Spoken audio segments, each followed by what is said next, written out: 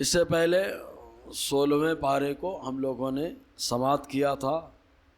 آج 13ویں تراویح کے اندر 17واں پارہ مکمل سماعت کیا، جس میں سورہ انبیاء اور سورہ حج ہم لوگوں نے سماعت کیا ہے. اب سورہ انبیاء، جس میں اکثر انبیاء کرام کی عظمتوں کا تذکرہ ہے، اس کا آغاز سب سے پہلے قیامت کے دن جو حساب ہے، حساب کے معاملے سے ہوتا ہے. تو حساب جو ہے ترازو رکھا جائے گا، اس کے ذریعے سے اللہ تعالیٰ حساب کرائے گا. یہاں پہ ایک فرقہ گزرا ہے جس کا نام ہے معتزلہ. وہ حساب کا قائل نہیں ہے. وہ کہتا ہے کہ حساب کا معاملہ ہو ہی نہیں سکتا. کیوں؟ اس لیے کہ جو بھی دنیا میں چیزیں موجود ہیں وہ دو طرح کی ہیں. ایک وہ جو بذات قائم ہے، ایک وہ جو دوسرے کے ساتھ قائم ہے. تو جیسے روزہ یہ دوسرے کے ساتھ قائم ہے، کیونکہ روزے دار تو موجود ہوتا ہے، روزہ نظر نہیں آتا. نمازی تو موجود ہوتا ہے لیکن نماز نظر نہیں آتی. تو نماز اور روزہ یہ عمل ہے، اور عمل بغیر عامل کے نہیں پایا جاتا. جب عمل بغیر عامل کے نہیں پایا جاتا تو کیسے تولا جائے گا؟ آسان منطق کی زبان میں یوں کہیں گے کہ اعراض کو تولا نہیں جاتا، جواہر تولے جاتے ہیں. تو اس کا جواب ہمارے یہاں ہے کہ تو اولاً قرآن میں اللہ تعالیٰ نے حساب کا تذکرہ جگہ جگہ فرمایا ہے. پھر دوسری بات یہ کہ بہت سارے اعمال ہیں، ان کو ناپنے کے لیے اللہ تعالیٰ نے آلہ پیدا فرما دی. جیسے بخار کو آج تک کسی نے نہیں دیکھا، لیکن ایسا آلہ آ گیا کہ منہ میں لگاؤ یا بغل میں دباؤ، فوراً پتہ لگ جاتا ہے بخار صاحب کتنے ہیں. تو اللہ تبارک و تعالیٰ نے جب انسان کو آلہ بنانے کے لیے طاقت دے دی ہے تو وہ تو قادر مطلق ہے. پھر اس کے بعد اللہ تبارک و تعالیٰ نے ایک بنیادی بات کا تذکرہ فرمایا، وہ یہ کہ نبی ہمیشہ آئے ہیں تو بشر میں سے آئے ہیں. جنات کبھی کوئی نبی نہیں ہوا اور فرشتے نبی نہیں ہوئے. ہاں، فرشتوں میں رسول ہوئے ہیں، جیسے حضرت جبرائیل علیہ السلام، ان کو رسولان ملائکہ میں شمار کیا جاتا ہے. پھر دوسری چیز کیا ہے؟ جب بھی نبی ہوئے تو مرد ہوئے ہیں، کوئی عورت نبی نہیں بنی. تو اللہ تبارک و تعالیٰ نے اس کا بھی تذکرہ فرمایا ہے. پھر اللہ تبارک و تعالیٰ نے اپنی عظمت اور اپنی عبادت کا تذکرہ کیا کہ آسمان اور زمین کو اللہ نے پیدا فرمایا، سورج اور رات اور دن کو اللہ تبارک و تعالیٰ پیدا فرمایا. اور اللہ تبارک و تعالیٰ ہر اس چیز کا مالک ہے جو آسمان و زمین میں ہے. اور اس کے بعد پھر اللہ تعالیٰ فرماتا ہے لو کان فیہما آلہۃ الا اللہ لفسدتا. اگر اللہ کے علاوہ چند معبود آسمان و زمین میں ہوتے تو آسمان و زمین کا نظام درہم برہم ہو جاتا. اس کو عقائد کی زبان میں برہان تمانع کہتے ہیں، ایک دوسرے کو منع کرنے کی دلیل.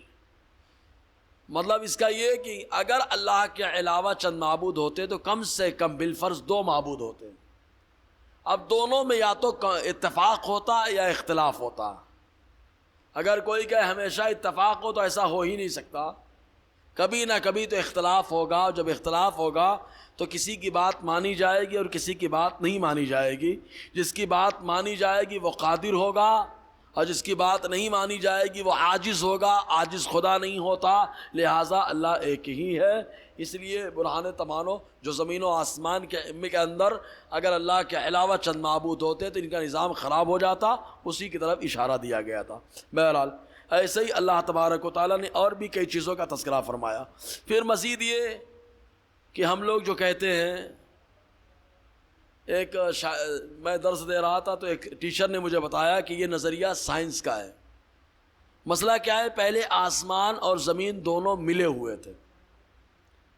آیت نمبر 30 سورہ انبیاء، اللہ تعالیٰ فرماتا ہے ان السماوات والارض کانتا رتقا. دونوں ملے ہوئے تھے، آسمان و زمین ملے ہوئے تھے. ففتقناہما، پھر ہم نے دونوں کو الگ کر دیا. تو دونوں آپس میں ملے ہوئے تھے، اللہ نے الگ کر دیا. تو سائنس کی زبان میں شاید اس کو یہ کہتے ہیں ایک دھماکہ ہوا جس کی وجہ سے زمین الگ آسمان الگ ہو گئے. بہرحال تو اللہ تبارک و تعالیٰ نے فرمایا کہ زمین و آسمان دونوں ٹچ سے ہم نے ان کو الگ الگ کر دیا ہے. پھر اس کے بعد اللہ تبارک و تعالیٰ نے یہ فرمایا وَهُوَ الَّذِي خَلَقَ اللَّيْلَ وَالنَّهَارَ وَالشَّمْسَ وَالْقَمَرَ. یہ سمجھے تھوڑا، اللہ وہ ہے جس نے رات دن سورج چاند کو بنایا. کس کو؟ رات دن سورج چاند کو بنایا. اب اس کے بعد فرماتا ہے کل فی فلک یسبحون، ہر ایک آسمان میں تیر رہے ہیں. تو کل فی فلک یسبحون، اس آیت کو لے کر کے کچھ اپنے آپ کو حدیث کے سبزدار وہ کہتے ہیں زمین اسی کے معاملے میں ہے کہ زمین بھی فلک میں تیر رہی ہے. جب زمین فلک میں تیر رہی ہے تو پھر زمین کے نیچے پھر فلک ایک ہونا چاہیے. لیکن ساری دنیا کہتی ہے کہ زمین کے اوپر آسمان ہے سب. تو اگر فلک میں تیر رہی ہے زمین، چل رہی ہے زمین، تو زمین کو آسمان کے اوپر ہونا چاہیے. اور ان لوگوں نے اس سے ثابت کرنے کی کوشش کی کہ آسمان و زمین یہ حرکت کرتے ہیں معاذ اللہ. جبکہ سورہ فاطر ابھی آپ 22ویں پارے میں پڑھیں گے، اللہ تعالیٰ فرماتا ہے ان اللہ یمسک السماوات والارض ان تزولا، اللہ تعالیٰ نے آسمان و زمین کو زائل ہونے یعنی حرکت کرنے سے روک دیا ہے. اسی طریقے سے اور کئی چیزوں کا تذکرہ یہاں پر ملتا ہے. پھر اللہ تعالیٰ نے انبیاء کرام کا تذکرہ فرمایا اور ڈائریکٹ میزان عمل کا تذکرہ موجود ہی ہے. وَنَضَعُ الْمَوَازِينَ الْقِسْطَ لِيَوْمِ الْقِيَامَةِ،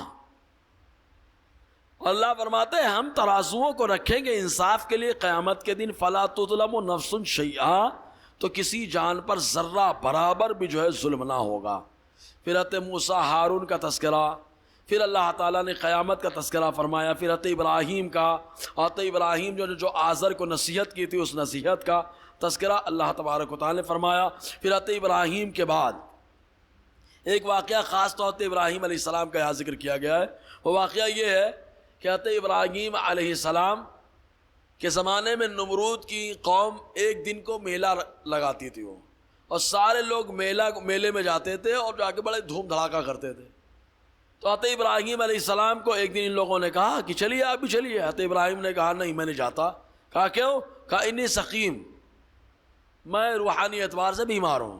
سب چلے گئے اور جب یہ لوگ چلے گئے تو ابراہیم نے اٹھایا کلاڑی، پہنچ گئے جا کے توڑائی کر دی. اور توڑائی کرنے کے بعد بڑے بت کے ہاتھ میں اس کو دے دیا. اور جب یہ لوگ واپس آئے دیکھا ٹوٹا پھوٹا سب سسٹم پڑا ہوا ہے. تو ان لوگوں نے پوچھا تو لوگوں نے کہا سمعنا فتى يذكرهم يقال ابراہیم، ہم نے ایک نوجوان کے بارے میں سنا ہے کہ جو بہت مذمت کرتا ہے ہمارے معبودان باطل، لیکن ان کو ابراہیم کہا جاتا ہے. کہا بلاؤ ان کو. حضرت ابراہیم علیہ السلام کو بلایا گیا نمرود کے پاس.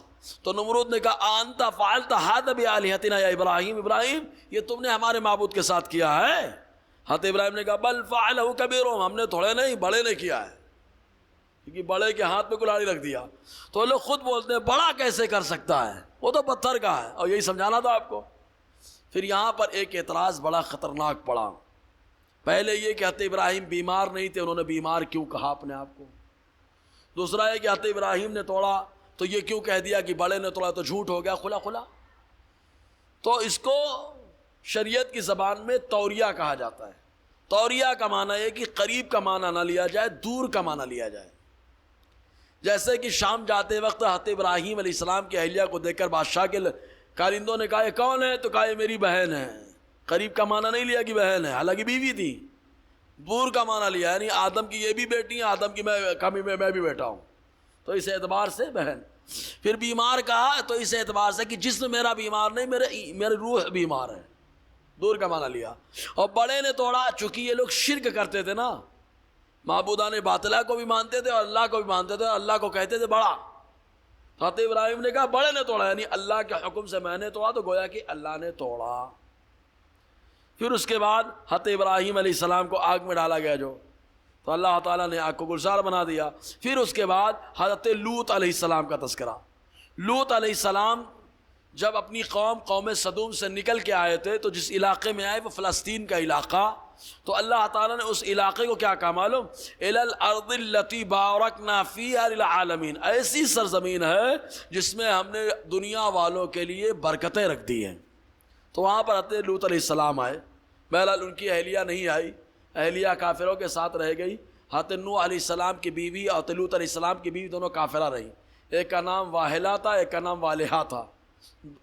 اور مفسرین کرام فرماتے ہیں کہ نبی کی بیوی بدکارہ نہیں ہو سکتی ہیں، لیکن ہاں کفر پر رہ سکتے ہیں، جیسے کہ نوح علیہ السلام اور لوط علیہ السلام کی بیوی کا معاملہ رہا. بہرحال اس کے بعد لوط علیہ السلام کا تذکرہ اللہ نے کیا، پھر نوح علیہ السلام کا تذکرہ، پھر اس کے بعد اللہ تبارک و تعالیٰ نے یونس علیہ السلام کا تذکرہ کیا ہے۔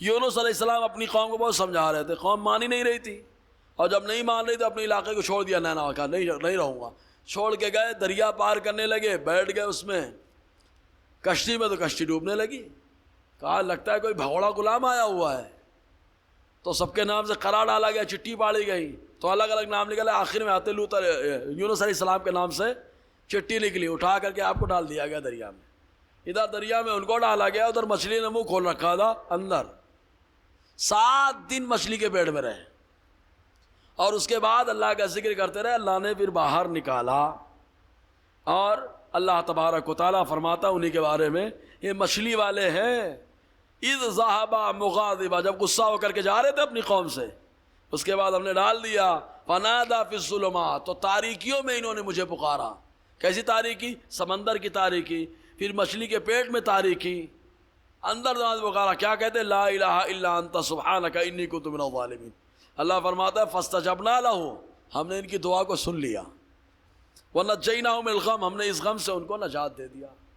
اور ساتھ میں حضرت سلیمان اور حضرت داؤد علیہ السلام کا بھی تذکرہ ہے۔ ایک بڑا اہم معاملہ ہوا تھا، معاملہ یہ ہوا تھا بکریوں کا، ایک چرواہا تھا، اس نے ایک کسان کے کھیت میں اپنی بکریوں کو ڈال دیا، بکریوں کو ڈالا، پوری بکریاں چٹ کر گئیں، اب فیصلہ آیا داؤد علیہ السلام کے پاس، تو داؤد علیہ السلام نے کہا ان بکریوں نے چرا ہے تو یہ بکریاں اٹھا کر کے جو ہے کھیت والے کو دے دیا جائے، یہ فیصلہ تھا حضرت داؤد علیہ السلام کا۔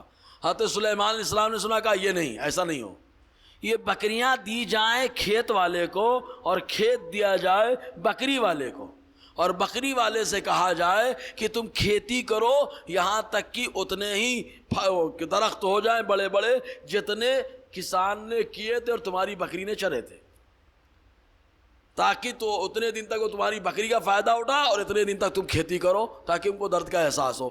تو یہ 2 طریقے کے فیصلے ہوئے تھے، تو اللہ تعالیٰ فرماتا ہے ان میں فیصلہ کس کا پرفیکٹ رہا؟ فَفَهَّمْنَاهَا سلیمان، ہم نے سلیمان کو یہ مسئلہ سمجھایا تو انہوں نے فیصلہ کر دیا، لیکن کوئی کسی کو کم نہ سمجھے، وَكُلًّا آتَيْنَا حُكْمًا وَعِلْمًا، ہم نے دونوں کو علم اور حکم سے نوازا۔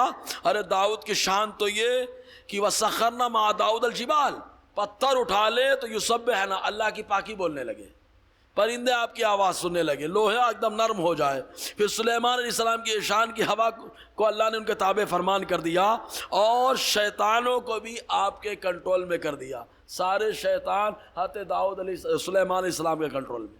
پھر اس کے بعد اللہ تعالیٰ نے حضرت یحییٰ، حضرت زکریا کا تذکرہ کیا، حضرت ایوب علیہ السلام کی آزمائش کا جو تذکرہ ملتا ہے اس کا تذکرہ اللہ تعالیٰ نے فرمایا ہے۔ پھر اس کے بعد سورہ حج کا آغاز ہوا۔ سورہ حج میں پہلے اللہ تبارک و تعالیٰ نے قیامت کا تذکرہ فرما کر لوگوں کو ڈرنے کا حکم عطا فرمایا، اور اس کے بعد پھر اللہ تبارک و تعالیٰ نے حضرت ابراہیم علیہ السلام کو جو لوگوں کو بلانے کے لیے کہ حج کے لیے بلاؤ، تو خانہ کعبہ کو بنا کر وہ پہاڑی پہ چڑھ کر کے پکارا، وَأَذِّن فِي النَّاسِ بِالْحَجِّ، اللہ فرماتا ہے تم پکارو۔ حضرت ابراہیم نے کہا اے اللہ ہم پکاریں گے، آواز کیسے پہنچے گی؟